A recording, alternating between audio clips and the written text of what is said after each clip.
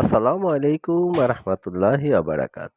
আবারও চলে আসলাম আপনাদের মাঝে ৭ শতাংশ জমি সহ একটি বাগান বাড়ির ভিডিও নিয়ে। এটি হচ্ছে দক্ষিণ পানগাঁও মৌজা, দক্ষিণ কেরানীগঞ্জ, ঢাকা। এই বাড়িটির চারিদিক বাউন্ডারি ওয়াল করা আছে, ভিতরে ফলের গাছ লাগানো আছে। পুরো বাড়িটাই ফল গাছ দিয়ে ভরা।